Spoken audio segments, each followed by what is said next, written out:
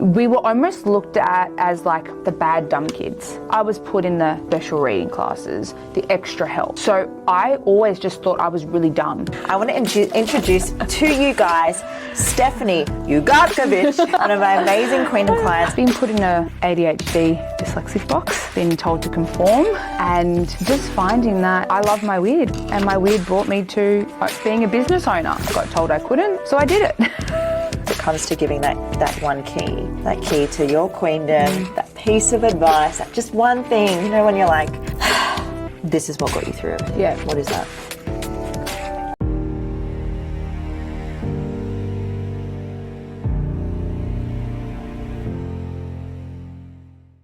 And we are here with Keys to the Queendom. I am your host, Tamara Maya. I want you guys to picture this.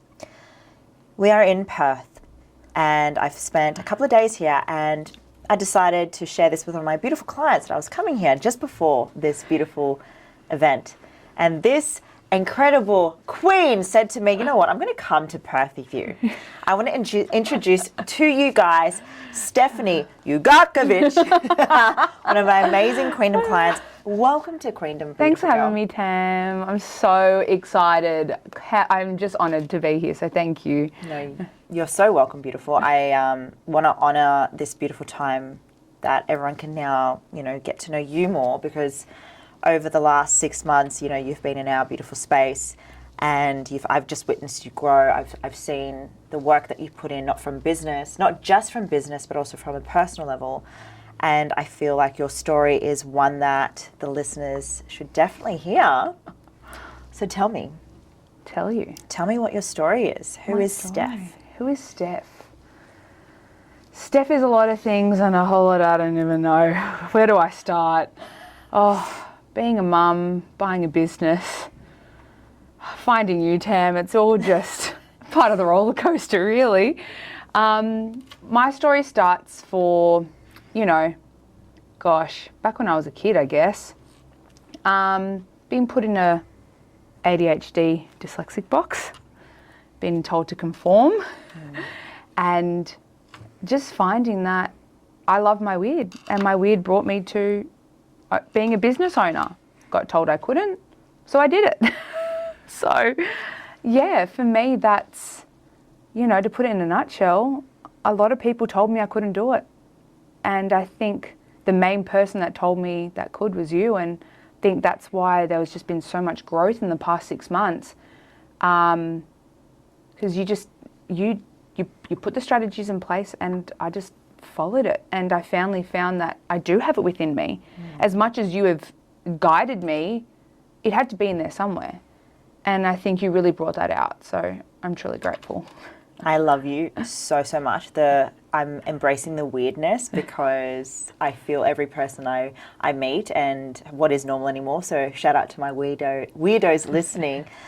Tell me more about the ADHD thing, because I think that's a big thing that's been a big topic right now. Even for myself, I think I'm undiagnosed. It's not something that I'm aware of. Yeah. Anyway, but just obviously for you, that would have been an interesting time of your life for you to learn about that. So I got diagnosed at the age of 7. Yeah. I was back then, gosh, what we're talking like 22 years ago. Like, oh no, even like, I would even say, yeah, I was about 7 years old, and the teachers knew there was something up. Like, the class was inside, Steph saw a butterfly. She took everybody outside to go find the butterfly. Like, I just was that way inclined. So got tested at 7. They said, yes, she is ADHD and dyslexic. So that's great. They really put me in a box. And then as an adult, the way that changed for me is, I think I wanted to get re-diagnosed as an adult, because I was like, what does this mean? My mum didn't want to medicate me, because back then it was like, no.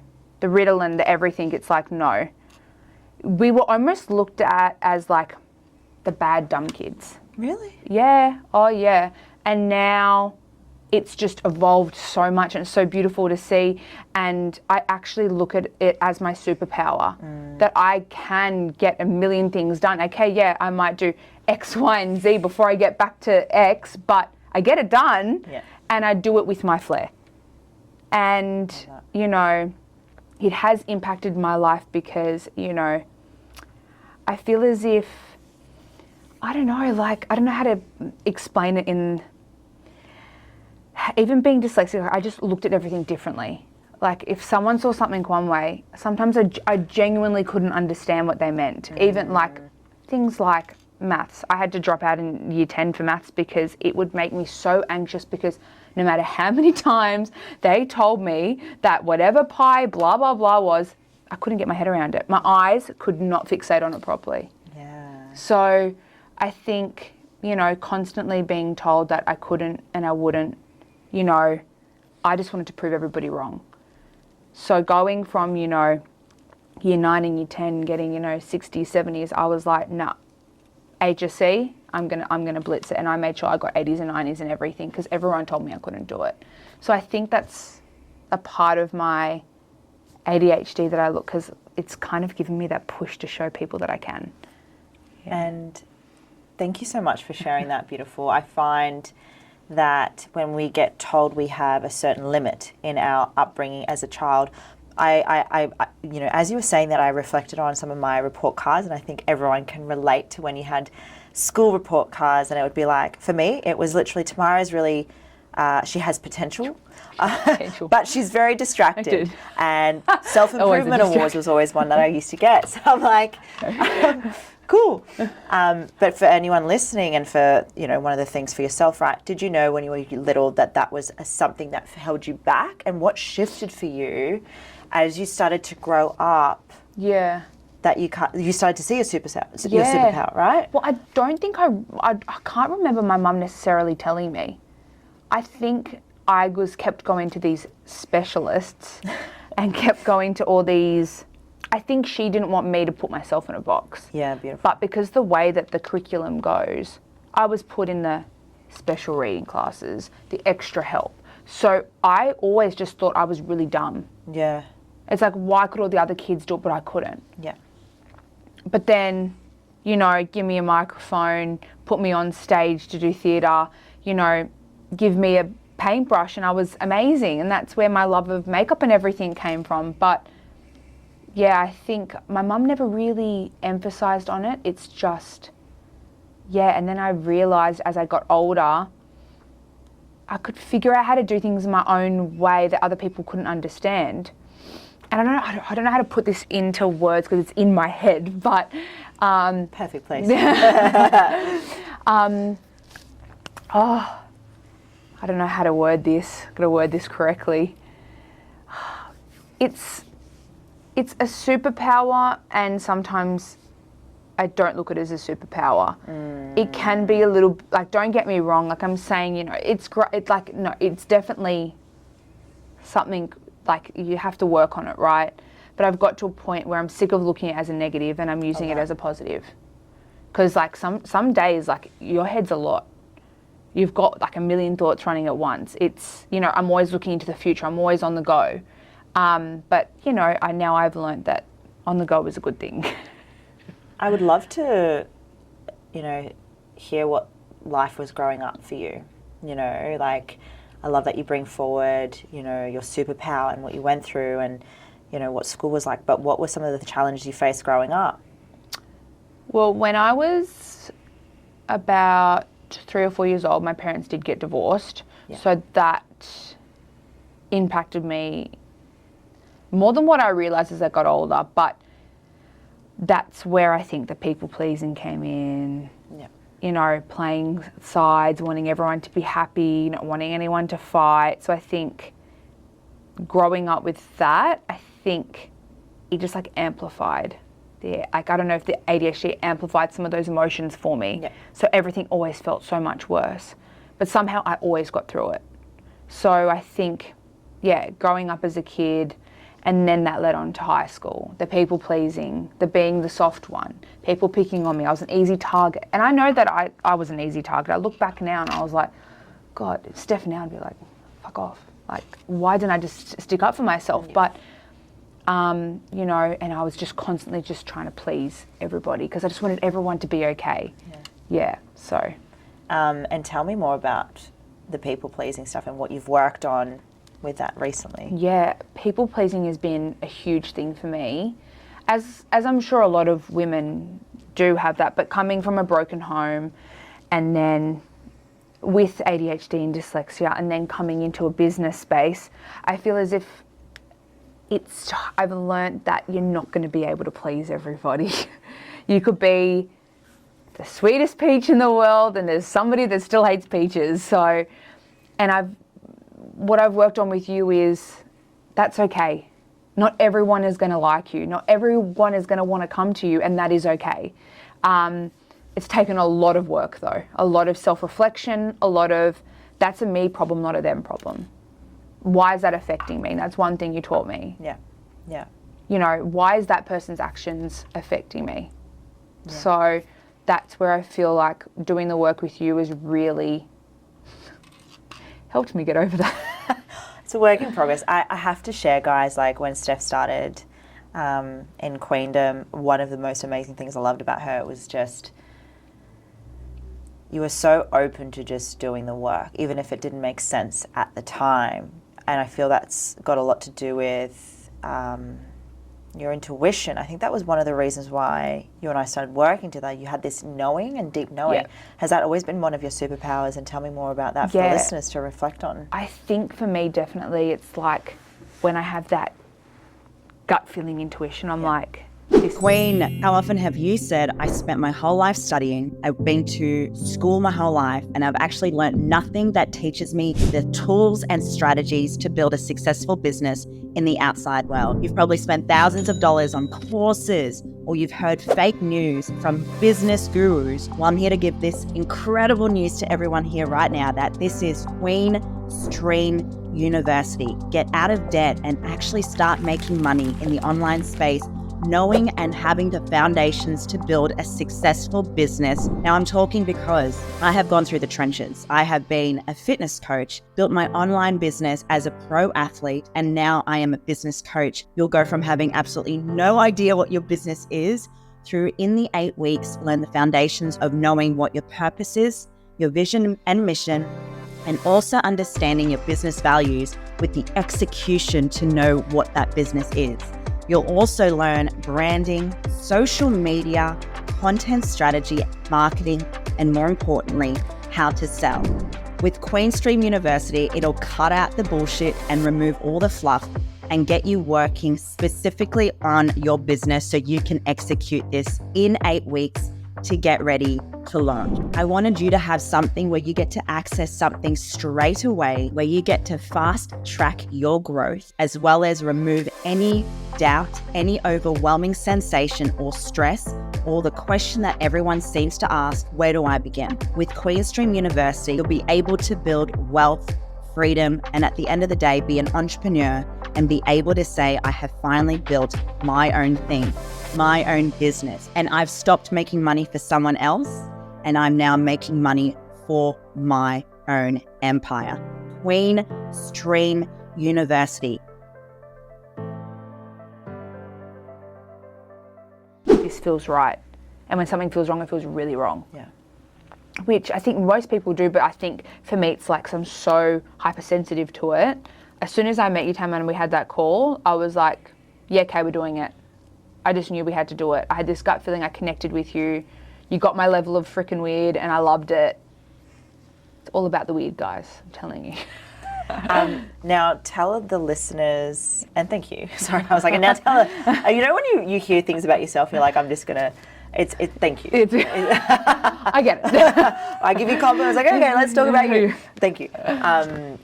I feel it's great for the listeners to understand too, you're mum of a beautiful baby girl, Serena. Yes. I bring this up because the results you've had in Queen, and we'll talk about later, but I really want the listeners to understand, like, you've gone through, you know, being told that this is what you are like. You've got ADHD, you've been diagnosed with dyslexia, stuff with family, then there's stuff around bullying, I think we spoke about, you and I. Yeah. There's all these things that have happened over the years.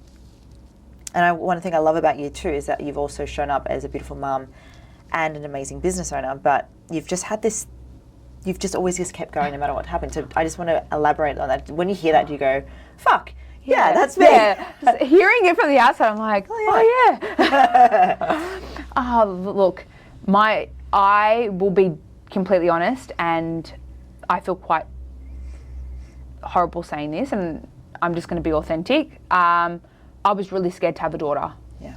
I was petrified. I wanted a boy so badly because I didn't want, now I'm getting upset. Why am I getting upset? I didn't want her to feel what I felt. Yeah. I was petrified. Then as soon as she came into my life and I saw her, and I was like, no, I'm gonna be better. I'm gonna break this cycle, and I'm gonna teach you, and I'm gonna guide you, and it gave me purpose. So I think I turned that fear into something really kind of magical with my daughter, and you know, I was scared she was going to have ADHD and I'm like, you know what, if she does, I know how to deal with it. I can help her, I can guide her. How awesome is that in this day and age that I've got all the tools that I can support my daughter if she does. But it's almost like I was angry at myself. It's like, I can't believe I was thinking that way, but I was so scared to have a little girl because I really didn't want her to feel what I went through. I love that you bring this vulnerability up, and I feel it's so relatable to mums, you know. When you find out you're pregnant, it's meant to be this exciting stuff, but of course it would bring up so many things of what you've been through, and I find for you to share that, it allows other women to have this permission slip to be like, okay, she feels that, I can feel that too. I can be safe to feel that way. And I think that's one beautiful thing I love about you is you've opened up this beautiful space, which we're going to talk about your business too, but for women in your community, as being a mum and a business owner, that you are okay to have these feelings. How does that resonate with you? Oh, 100%. And we don't have to be super mums 24/7. Yeah. We're going to break. We're going to have shit days, and that is okay.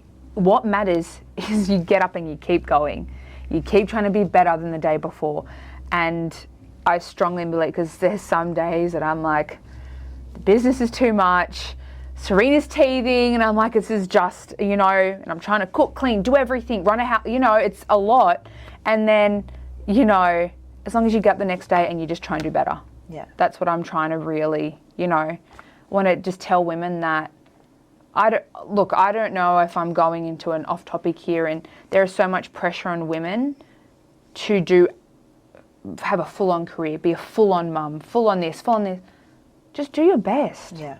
You know, just show up every day, do the work. Yeah. So, you know, I just hope that I can inspire mums to, it's okay to have shit days. It is so okay. Just keep going.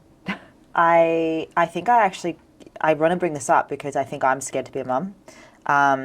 Only because I know from my upbringing, I want to make sure that I'm set up so that my family doesn't go through what I've been through. For you, it was like, you know, like what if she's, you know, it's amazing you bring this forward.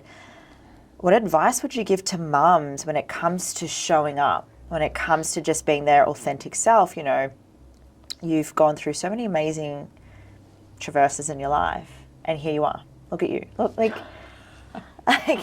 you're in Perth. Like, you've not done a trip by yourself. Like this, No. Can we just bring this forward? This woman's amazing.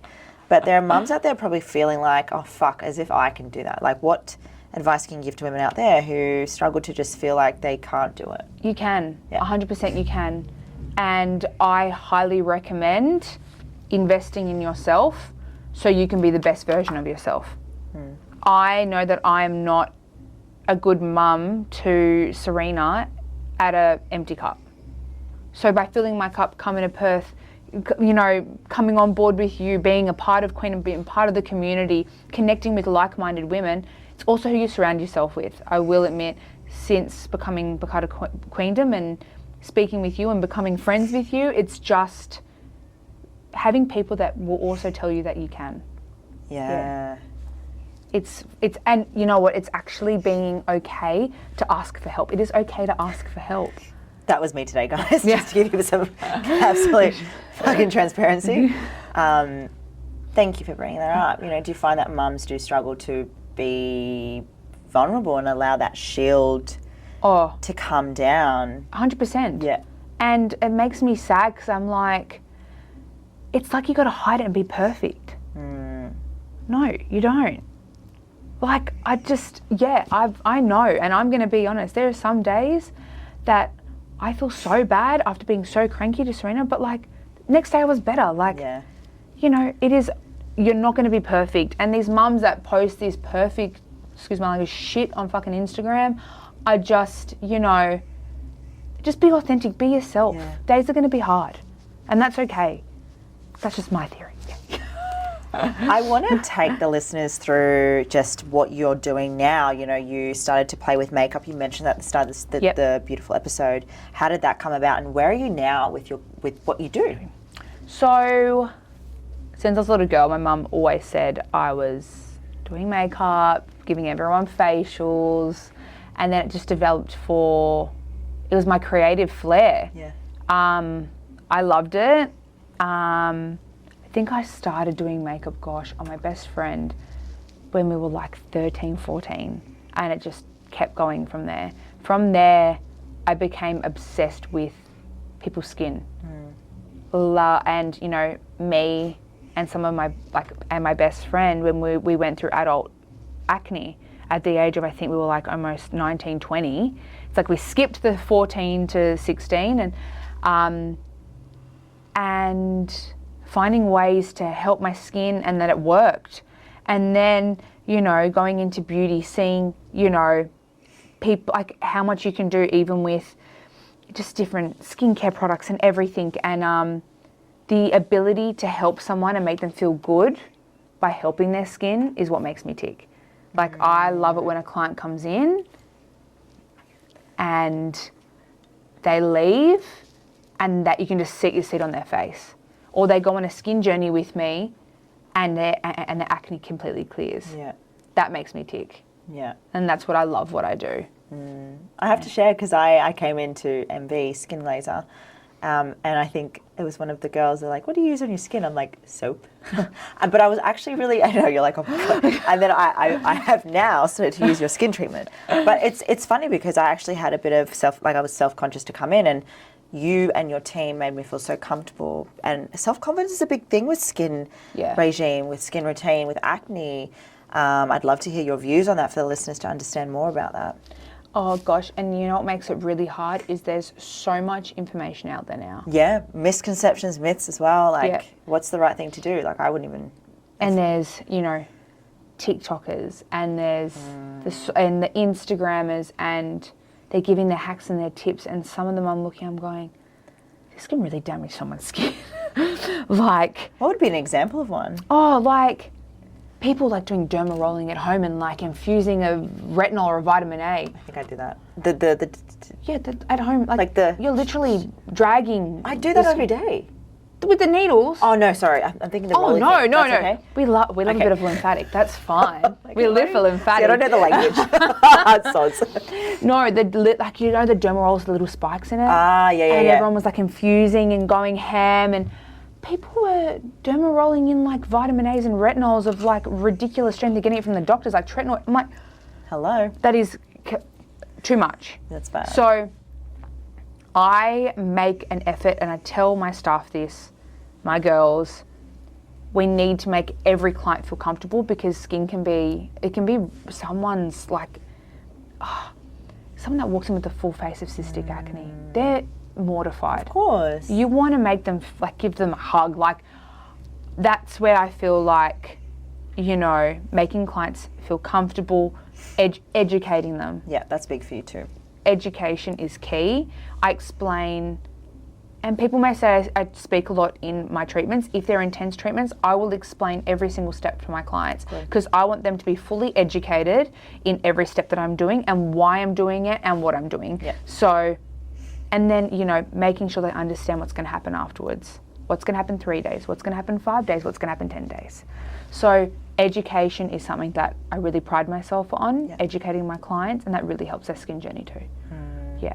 But it's just the level of care you have, right? The level of care, the nurturing element that you are like as a mum and a business owner. So tell me more about having your own business and being a mum.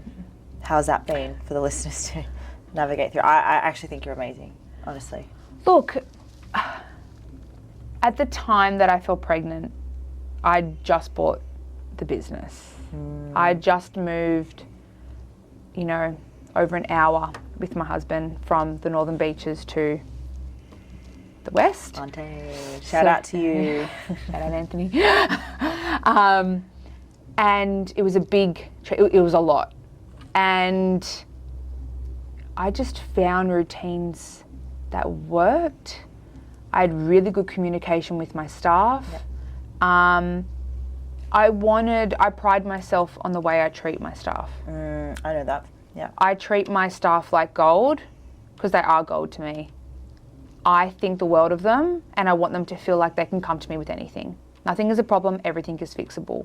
I don't want them to ever be scared of me. Yes, okay, we put guidelines in place, but I think having a team makes envy. I feel like people want to come in and I want to know them by name. I want to know what their dog's name is. I want to know what they did three weekends ago when their wedding is. I love that. So creating community and stuff with my girls has made it easy to be a mum running a business, I feel. Like, I know that I can trust my girls. Yeah.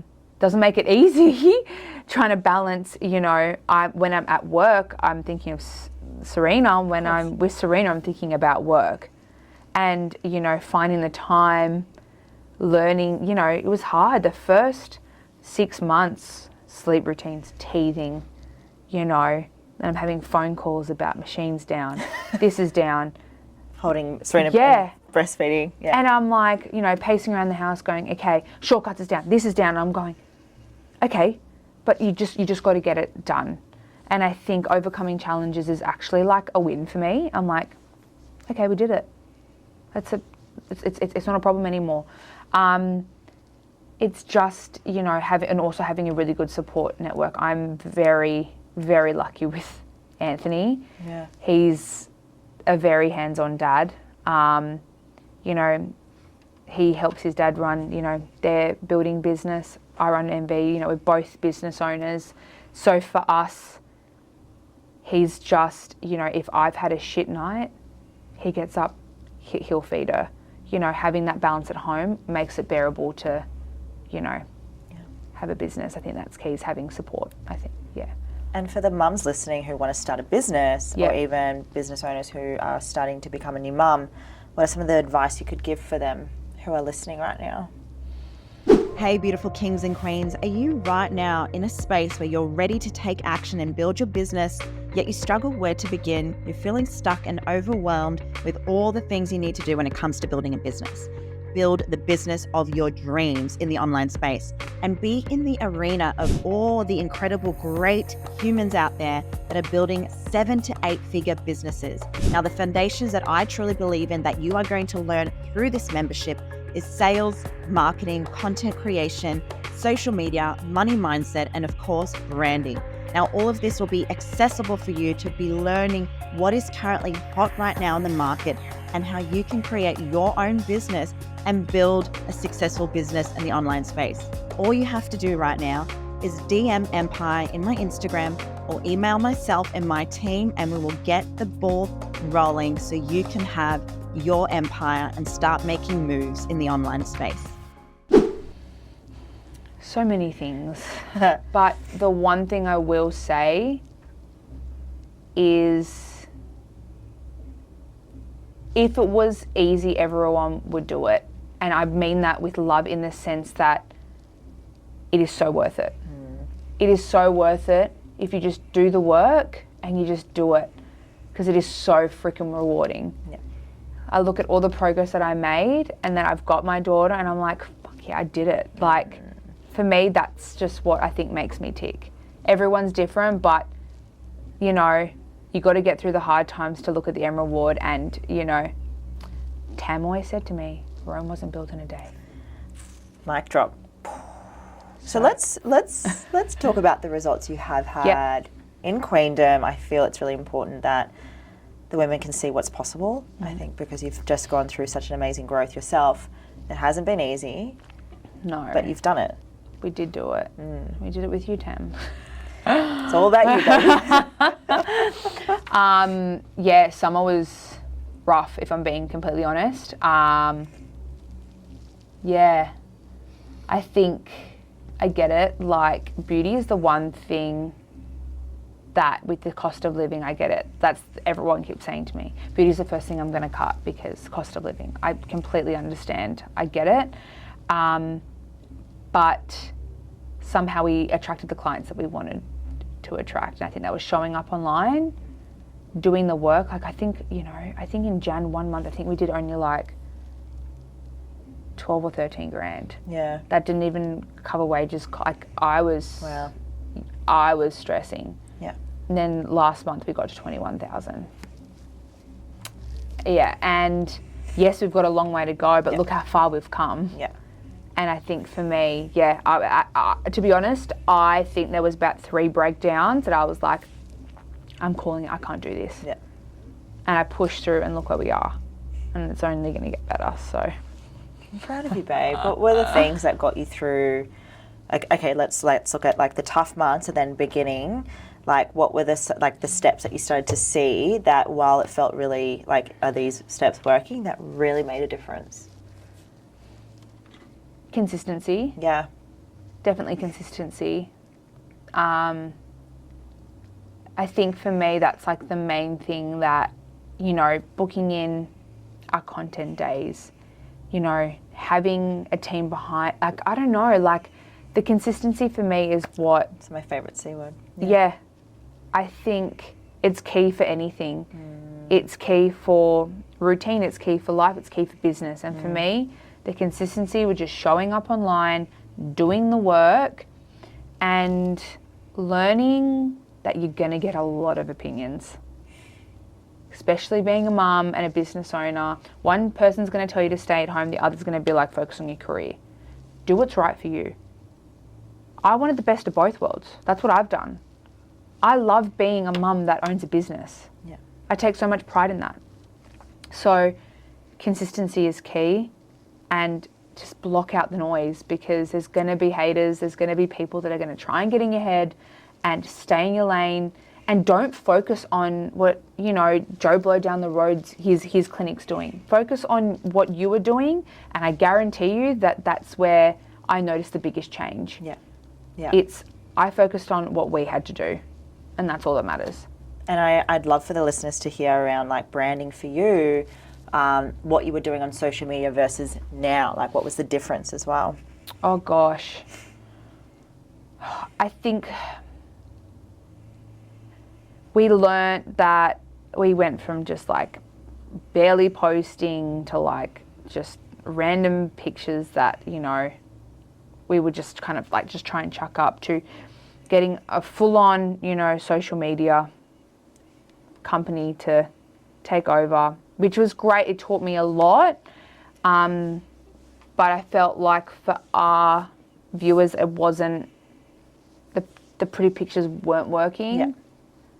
It was me and the girls showing up online, educating, and having a bit of fun. Yeah.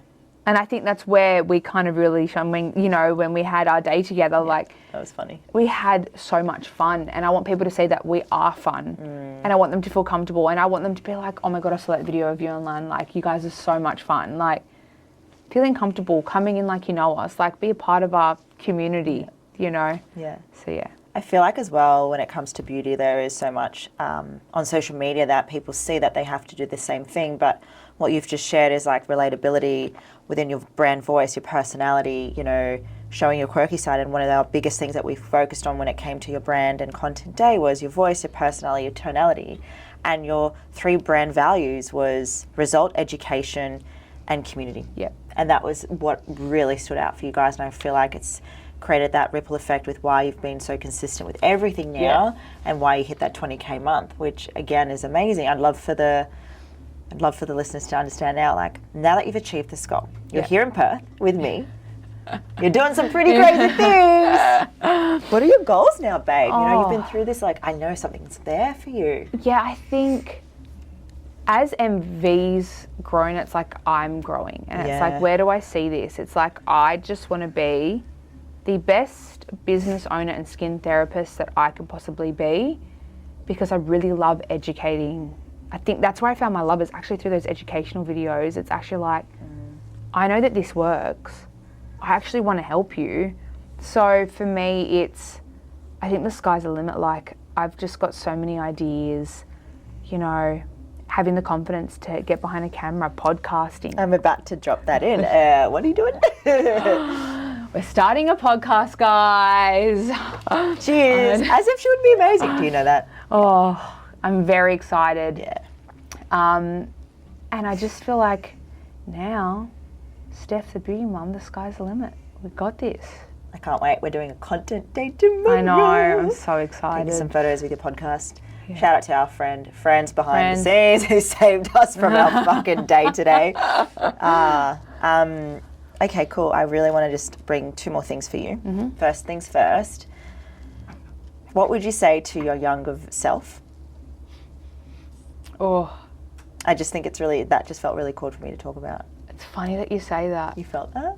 Because I literally said to my husband this morning as I got on the plane, little Steffi will be so proud of me right now. And I just wish I could tell her, hold on, you got this. It is going to be okay. Yeah.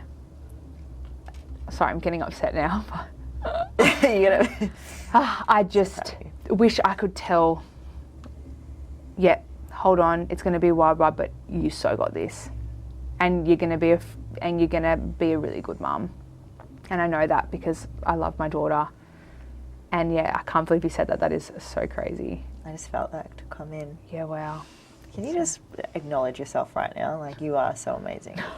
Like, you came on a plane by yourself to Perth. You're doing what a lot of people don't do. And I think your younger self is so proud of you. And you are an amazing mom and a business owner and a friend and an amazing client. And Queendom and myself are so grateful to have you, babe. We love you so, so much. Thank you. Oh, wow. The feels. I really feel this is important to ask this question, you know, with everything you've just shared. The listeners and myself, you know, if it comes to giving that one key, that key to your queendom, that piece of advice, that just one thing, you know, when you're like, this is what got you through everything. Yeah. What is that?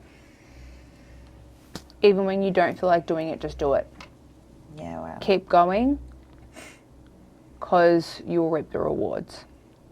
Even when I do not feel like doing it and I do it, I'm like, Steffi, you got this.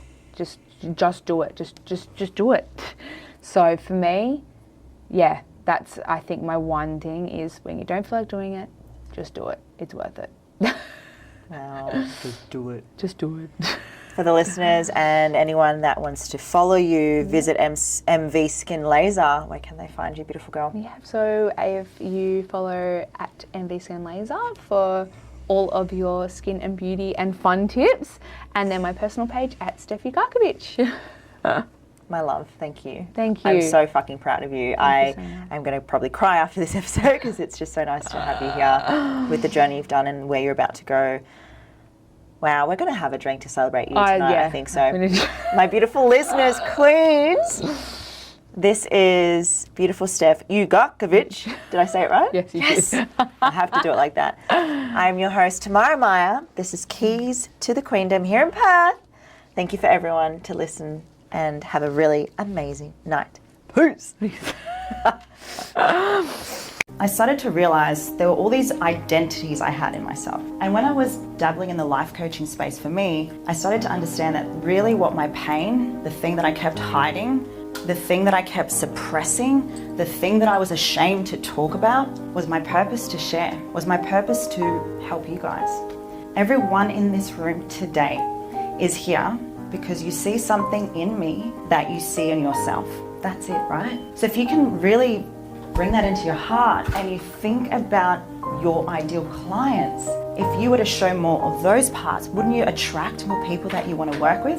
Inspiring. She brings so much knowledge and resource and information, but also fosters a beautiful, atmosphere of connection. I felt like I was in a room with some really powerful women. My favourite mic drop moment was creating impact, showing up so that we can reach as many people as we can. My key takeaway was having the confidence to just show up. I wouldn't be where I am today without her and without her knowledge and guidance. and she's made me really believe in myself. My key takeaway from this is that you should dream big and that you are capable of it, and with the right tools and the right help you can achieve whatever you want. I love you.